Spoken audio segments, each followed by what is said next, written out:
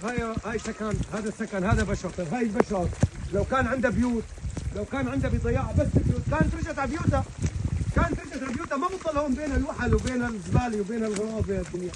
طيب يا معلم، هلا هاي سكن، هاي عيشة. طيب نحن ما بدنا شيء منكم ابدا، بدنا بس نتدفى دفى. تدفئه ما في. ليش الحين العالم هالشرحه والله العظيم ما عرفت.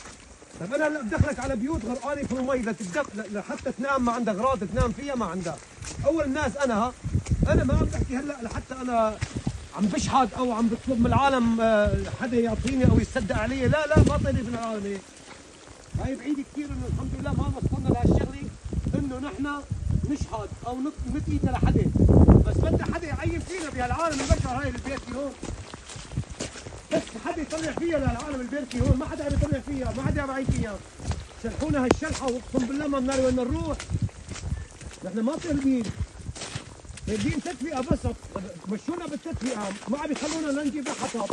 بتجيب سياره بدها تقول لك بس بدنا سياره تمام، سياره تجيب حطب، ما عاد تجي معك، عم تعطينا الشوفير 100 دولار لحتى يجيب لك 500 كيلو حطب، بيقول لك ما بستجيب، بتروح سيارتك تتبهدل. طيب ايش الحل؟ طيب العالم البيركي هلا هون ايش الحل يعني؟ كيف بدنا تتدفى؟ بدها تدفئه، ما في تدفئه يا استاذ.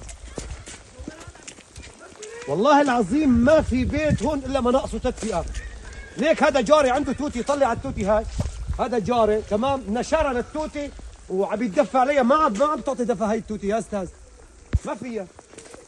هذا ليك هون، هاي ابو عبده، يا ابو عبد الباشا.